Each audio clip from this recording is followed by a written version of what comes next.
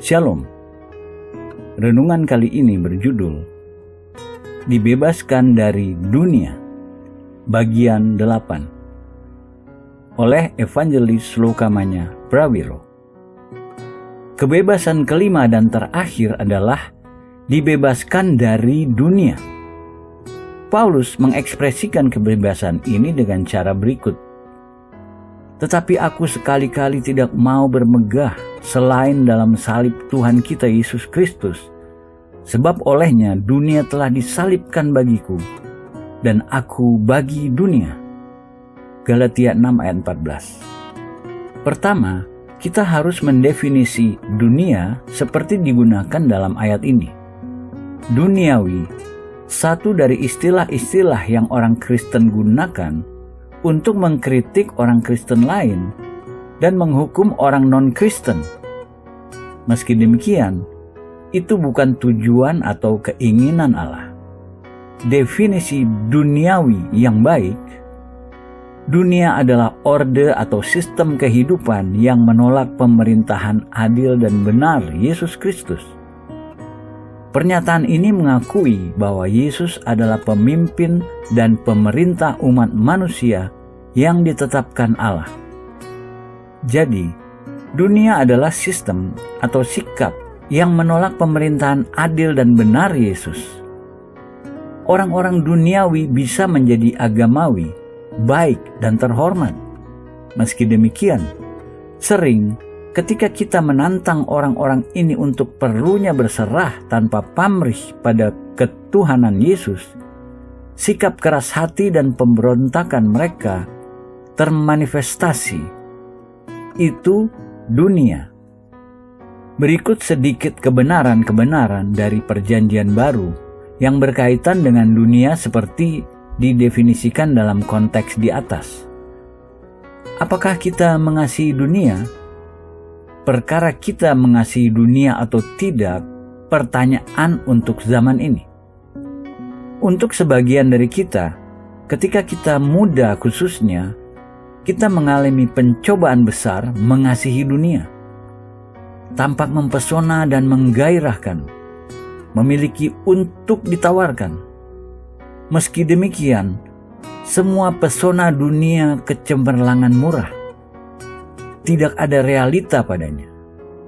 Sementara kita lebih tua, kita tidak begitu mengasihi dunia dibanding kita mengasihi apa yang kita sudah peroleh dari dunia, seperti mobil, rumah besar, atau pakaian yang kita koleksi. Ada sesuatu yang kuat menarik kita pada harta-harta itu. Orang-orang dewasa lebih tua biasanya kecewa dengan dunia. Namun bahkan ketika kita mencapai umur lebih tua, masih ada daya tarik kuat dari dunia yang menggenggam kita. Mungkin sesuatu dalam hal intelektual, sentimental, filosofis, atau latar belakang agamawi yang menambah kuat kekuatan dunia menggenggam pikiran dan emosi kita. Semua dari kita bergulat melawan daya tarik dunia. Satu dari disiplin-disiplin yang kita bisa lakukan untuk memeranginya, jangan memenuhi pikiran kita dengan sampah duniawi. Jika kita berpikir sesuatu yang tidak sehat dalam pikiran kita menutup pikiran kita padanya dan mematikannya. Jangan membawa sampah dalam pikiran kita. Banyak orang Kristen yang tidak pernah memuaskan diri dalam amoralitas, namun memuaskan diri dalam sampah intelektual. Itu satu cara dunia memegang hidup mereka.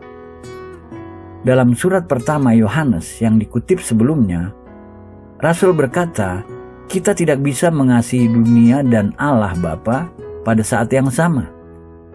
Kita harus memilih, karena segala sesuatu dalam dunia bukan dari Allah Bapa. Dalam sistem dunia yang menarik perhatian kita, Yohanes menyebut ada 3 tipe spesifik pencobaan. Keinginan daging, dan keinginan mata, serta keangkuhan hidup. 1 Yohanes 2 ayat 16. Dalam pencobaan awal di Taman Eden, semua 3 pencobaan ini terjadi. Buah di pohon baik untuk dimakan, terasa baik untuk daging. Buah tampak baik, menyenangkan untuk mata. Buah menimbulkan keinginan untuk membuat seseorang bijaksana. Ini daya tarik untuk keangkuhan hidup.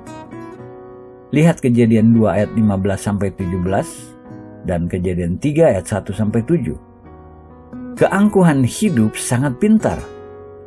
Mengatakan pada kita, saya bisa mengurus hidup saya sendiri. Saya tidak butuh Allah. Esensi dosa yang Adam dan Hawa langgar tidak lahir dari keinginan untuk melakukan kejahatan. Sebenarnya, pencobaan halus dan memiliki kuasa untuk sesuatu yang baik, menjadi seperti Allah, tahu yang baik dan yang jahat. Tidak ada yang salah dengan keinginan itu.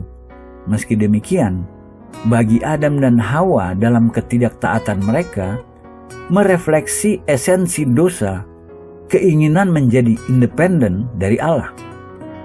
Keinginan itu keangkuhan hidup. Selama dalam kita ada apapun melawan ketergantungan pada Allah, kita belum menangani keangkuhan hidup dalam diri kita.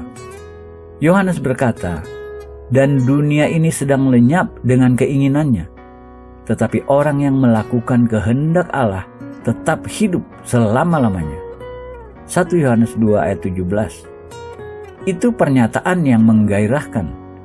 Segala sesuatu dalam dunia ini tidak abadi atau sementara, tidak akan bertahan. Namun jika kita menolak hal-hal duniawi dan menyelaraskan kehendak kita seluruhnya dengan kehendak Allah, kita tidak tergoyahkan, tak terkalahkan, dan tak tenggelam sesuai kehendak Allah.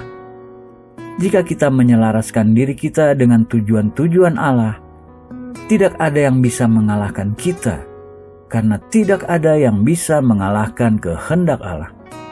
Maka pilihan-pilihan ada di hadapan kita. Kita bisa terlibat dengan dunia dan menderita kesengsaraan, atau kita bisa berbalik badan dari dunia, menyelaraskan diri kita dengan kehendak Allah, dan menjadi tak tergoyahkan, tak tenggelam, dan tak terkalahkan. Dalam 1 Yohanes 5 ayat 19, Rasul membuat pernyataan besar. Kita tahu bahwa kita berasal dari Allah dan seluruh dunia berada di bawah kuasa si jahat.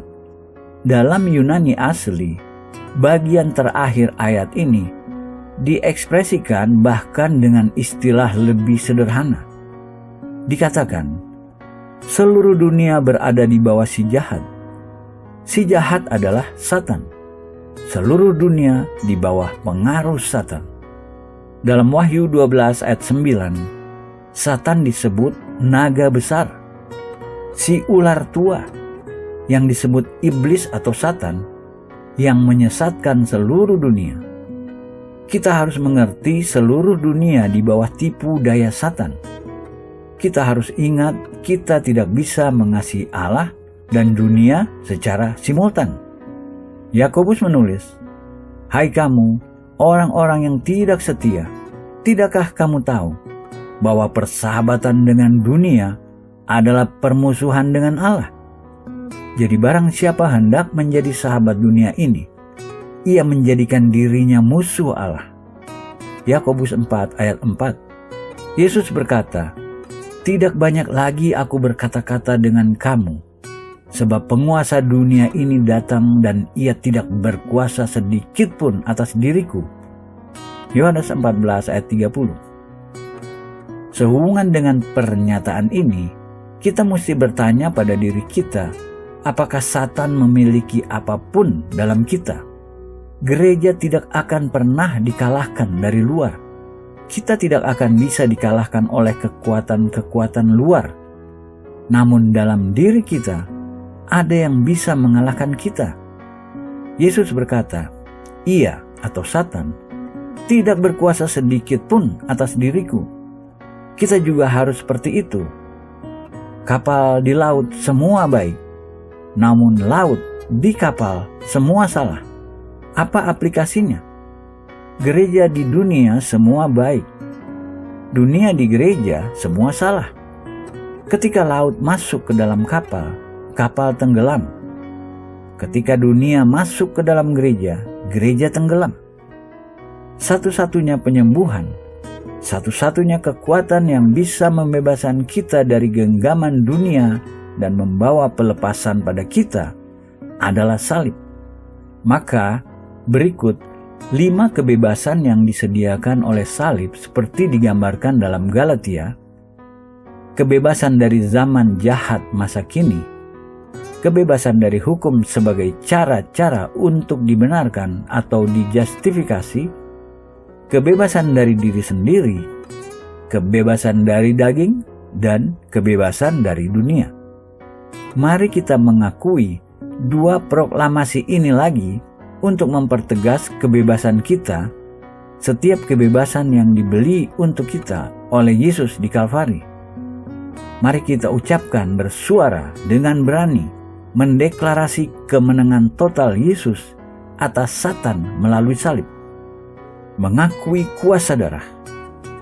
Melalui darah Yesus, saya ditebus keluar dari cengkraman Satan. Melalui darah Yesus, semua dosa saya diampuni. Melalui darah Yesus, saya terus-menerus disucikan dari semua dosa.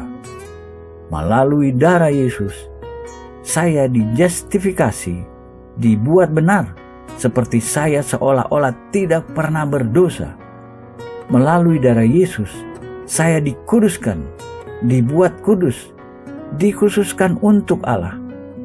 Melalui darah Yesus, saya memiliki keberanian untuk menghampiri hadirat Allah. Melalui darah Yesus, saya mengalahkan pekerjaan Satan. Darah Yesus terus-menerus berseru pada Allah di surga mewakili saya. Efesus 1 ayat 7, 1 Petrus 1 ayat 19, 1 Yohanes 1 ayat 7, Roma 5 ayat 9, Ibrani 13 ayat 12, Ibrani 10 ayat 19, Wahyu 12 ayat 11, Ibrani 12 ayat 24. Mengakui kebenaran-kebenaran, Wahyu 12 ayat 11, tubuh saya adalah bait Roh Kudus, ditebus, disucikan, dan dikuduskan oleh darah Yesus. Anggota-anggota tubuh saya adalah instrumen-instrumen kebenaran yang diserahkan pada Allah untuk pelayanannya dan kemuliaannya. Satan tidak memiliki tempat di dalam saya. Tidak ada kuasa atas saya. Tidak ada klaim yang belum diselesaikan melawan saya. Semua sudah diselesaikan oleh darah Yesus. Saya mengalahkan Satan dengan darah domba Allah dan dengan kata-kata kesaksian saya. Dan saya tidak mengasihi hidup saya sampai ke dalam maut.